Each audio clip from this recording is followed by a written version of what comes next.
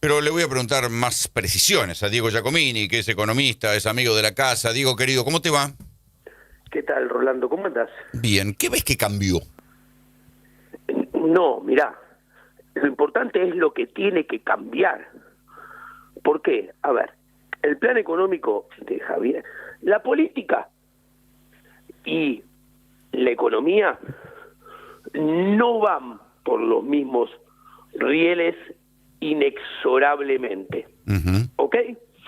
La gente puede votar a un determinado partido, un determinado gobierno, un determinado candidato por otras razones diferentes a la economía o Sí, por miedo. por algunas razones que en ese momento, en ese domingo, en los colegios, en esas urnas, valuaron que era más importante que la economía.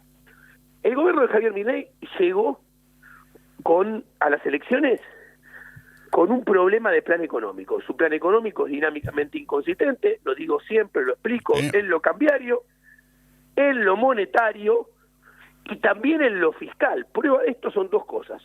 Primero, que ningún plan que no sea así tiene que ser rescatado por el prestamista de última instancia en abril y 5 meses más tarde por el prestamista de recontra última instancia, que es el Tesoro de Estados Unidos. Claro, bueno, ¿Okay? eso lo dijimos muchas veces y parece que las elecciones se hubieran hecho olvidar todo. Lo que había No. llevado a Milei a que su plan económico tuviera que ser rescatado 2 veces no cambió porque la gente lo haya votado. El plan sigue teniendo sus problemas.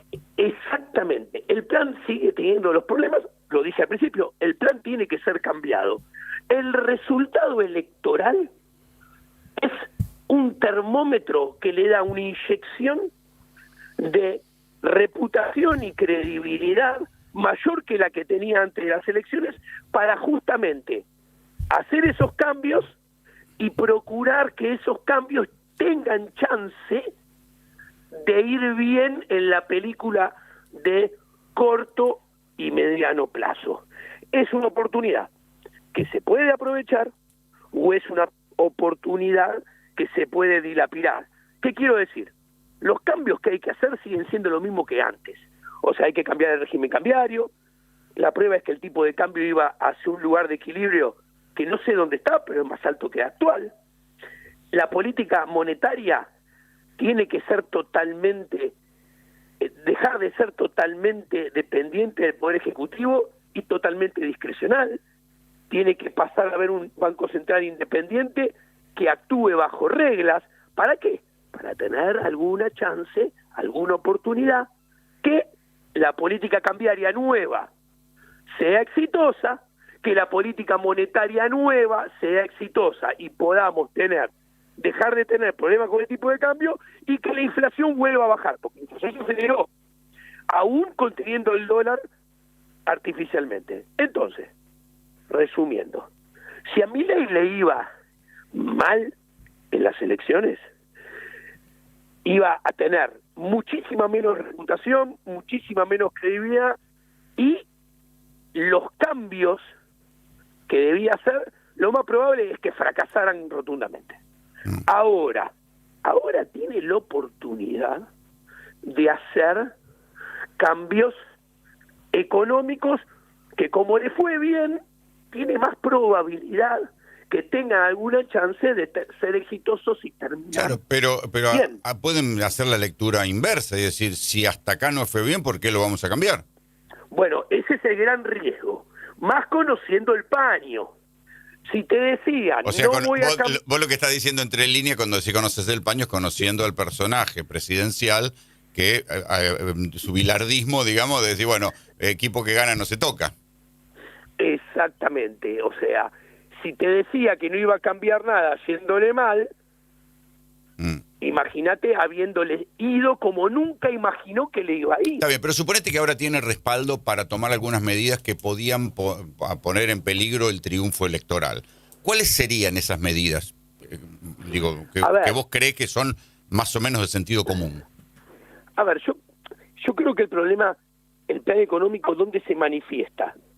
Que es dinámicamente inconsistente. No solamente... En la plata dulce. No solamente que tenemos un tipo de cambio desalineado con los microfundamentos. ¿Qué quiere decir? Que las empresas con este tipo de cambio les cuesta comerciar, les cuesta vender, les cuesta facturar, ganar plata. Por ende, no, y que hay cantidad de empresas que dejan de fabricar y se convierten en importadoras, porque ya no tiene sentido. Claro, por eso dejan de producir y por eso dejan de emplear. ¿Ok? Entonces, vos, un tipo de cambio más elevado está más alineado con la realidad de la economía real.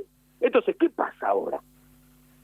Si él quiere cambiar lo económico, realmente le tiene que prestar atención a algo que yo sé que él no tiene ganas de prestarle atención, que es, bueno, acá hay una manta corta. ¿Qué sigo priorizando? Mantener el tipo de cambio a toda costa, a donde está, y bajarla, e intentar a toda costa, duela lo que duela, bajar la inflación de vuelta, que tuvo forma de U, y empezó a acelerarse, miren la mayorista. O dejo de lado este tipo de cambio, este esquema cambiario, y paso a dejar flotar el tipo de cambio, dejo de lado el apretón monetario para que baje el tipo de interés y el tipo de interés converja hacia abajo, hacia la tasa de interés. O sea, necesita que el tipo de cambio, dejarlo que se ubique solo para arriba, dejar el apretón monetario, dejar que el tipo de interés baje hacia la tasa de interés hacia abajo, y a ver si eso dinamiza la economía real. Entonces, ¿por qué digo que debería empezar a pensar en hacer algo que no estaba de acuerdo en los papeles? Porque tiene que empezar a priorizar un poquito más la actividad en lugar de bajar la inflación a toda costa. Bueno, porque esto es lo que está generando los despidos y los cierres de empresas. Porque ya no tiene lógica producir en la Argentina con este tipo de cambio y estas tarifas dolarizadas y que aumentan permanentemente. Pero claro, pero es mira inflación de costos. Priorizar el nivel de actividad es dejar de hacer socialismo monetario y cambiario y dejar intervenir en el mercado, que es lo que estuvo haciendo hasta ahora, y pasar a dejar que las variables se determinen en el mercado. Concretamente, dejar de intervenir para bajar el dólar a los porrazos, dejar que el dólar converja su valor de mercado. Dejar de intervenir y hacer socialismo monetario sacando a la fuerza pesos del mercado para sostener el tipo de cambio, y dejar convalidar una cantidad de dinero no renovando. ¿Y por qué tiene miedo a eso? ¿Qué le provocaría? Bueno, ya sabemos que si el dólar sube, subiría la inflación, pero si bajan las tasas, mejoraría la actividad económica, porque habría crédito. Lo que pasa es que Javier Milei cree en una relación mecanicista entre inflación y nivel de actividad. Lo han escuchado 1.000.000 de veces decir, los países que tienen no sé cuántos menos puntos de inflación crecen no sé cuánto más puntos de crecimiento. Y la verdad que esa relación mecanicista no es así. O sea, lo que quiere decir es que no siempre que baja la inflación mejora la actividad económica. No siempre termina bajando la actividad económica, porque además la metodología para bajar la inflación debe ser creíble y dinámicamente consistente. Por ejemplo, él bajó hasta ahora la inflación poco y lento, porque tenemos 30% de inflación, ¿ok? ¿Por qué? Porque la metodología que eligió está mal. Mantener el tipo de cambio pisado artificialmente, donde el tipo de cambio es un bien escaso en Argentina, con lo cual al ser un bien escaso, su precio va a subir. Cuando se manifieste que es escaso y su precio suba, el ancla cambiaria te desaparece y por ende la inflación se te vuelve a acelerar. De hecho, ustedes presten atención, en los últimos 5 meses de que se firma el acuerdo con el FMI, el dólar mayorista pasa de 1.050 a 1.450 redondeando, y vos tenés que la inflación mayorista pasó de 0 a 3.74. Ujú, claro. Aquí espera que Cerolini te quiere preguntar algo. A ver, ¿cómo le va, Giacomini? ¿Cómo está? ¿Cómo anda? ¿Bien? Septiembre, récord, 1.800.000 argentinos compraron 5.080 millones de dólares. En agosto eran 2.400, en julio 3.400, en junio 2.400, ahora compraron 5.000 millones. Esto es el récord, superando las compras de las PASO del 2019. Desde abril a hoy, los argentinos compraron, un grupito de argentinos, ¿no? Compró 17.600 millones de dólares. Las reservas netas son inferiores a las que dejó Massa, pero bueno, uno no lo ve porque lo que ve es la reserva del Banco Central. Ahí está el swap de los chinos, está el préstamo del Fondo Monetario, está la plata que puso Scott Bessent de alguna manera dibujada. Digo, supóngase que no quiere Milei. Dice, no, bueno, vamos a seguir con este precio del dólar. Digo, ¿hasta qué momento se sostiene que sigas tomando deuda si este verano otra vez la gente se va toda para Brasil, los que pueden irse de vacaciones en vez de ir adentro se van a Brasil o se van a Miami? ¿Cuánto tiempo esto se sostiene en estos niveles aumentando la deuda que queda escondida debajo de la alfombra?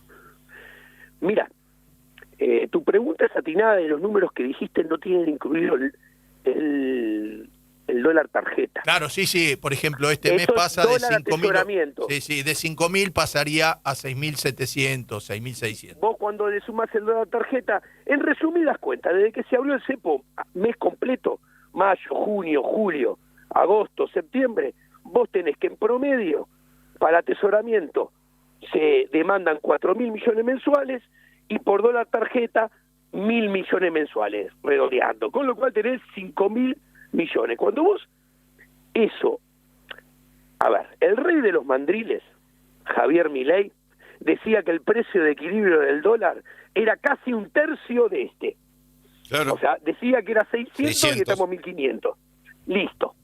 Primer error garrafal.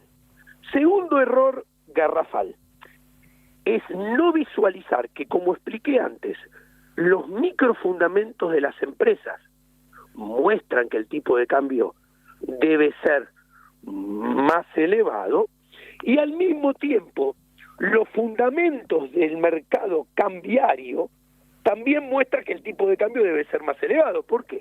Porque si vos le agregás, suponete, vos decís, bueno, 5.000 millones mensuales dólar tarjeta más dólar ahorro, eso es 60.000 anualizado, ¿ok?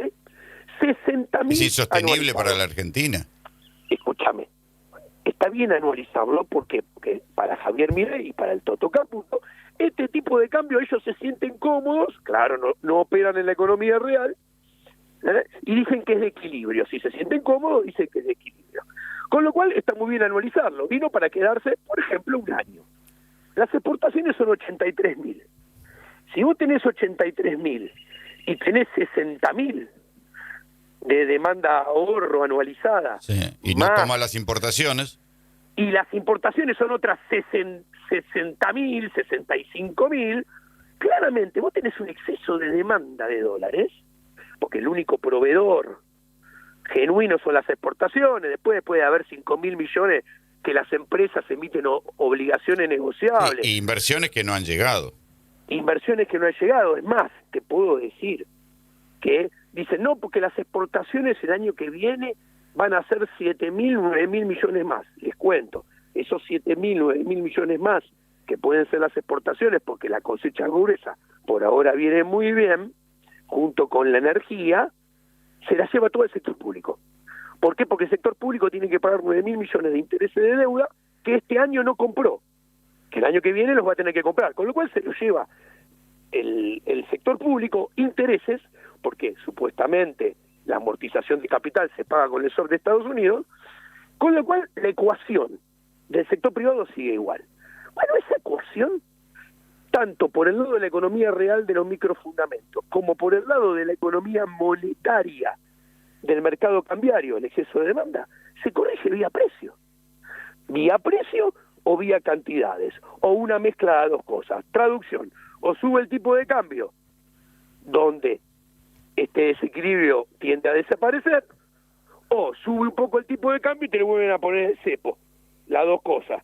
O te ponen el cepo y aparece de vuelta la brecha en toda su plenitud. Para mí, lo más saludable, dado que ganó las elecciones, es ahora soltar el tipo de cambio. Es abrir totalmente el cepo. Punto número 1. Para las empresas que están encepadas igual que con Massa. ¿Ok? Soltar el tipo de cambio. Porque si vos querés inversiones, al tipo que trae las inversiones, primero le tenés que asegurar que el día que gane plata se la puede llevar. Sí. Si no, ¿quién va a venir? ¿Ok? Entonces vos tenés que abrir el cepo. Entonces, ¿qué sucede? Abrís el cepo ya, porque ganaste las elecciones. Sube el tipo de cambio. Lo dejás flotar. ¿Ok? Perfecto. Y cuando sube, pones una vela. No quiere decir que salga bien, ¿eh? Pones una vela, te deseo suerte que salga bien. Y es, bueno, a ver si los argentinos empiezan a escupir dólares en serio y a ver si los extranjeros traen dólares en serio. Yo no sé si va a salir bien. Yo creo que es la única chance que tiene alguna alternativa de salir bien. Y ahora, así como recomendé esto, apenas ganó en diciembre del año pasado, aprovechando que tuvo un resultado que jamás ni Conan imaginó, lo tendría que hacer ahora. Claro. Hay que ver si se anima a hacerlo. Diego, te agradezco el contacto, te mando un gran abrazo. Sí, un gran abrazo. ¿Sabes por qué capaz no se anima? Porque tiene miedo que suba mucho el dólar y que se le acelere la inflación. Claro. Y obviamente, si pasara eso, se le muere la reputación y la credibilidad que ganó con las elecciones. Entonces, está en un momento de decisiones muy complejas. Sí. Abrazo, nene, cuídate. Diego Giacomini, economista. Estás en Splendid 990, la radio.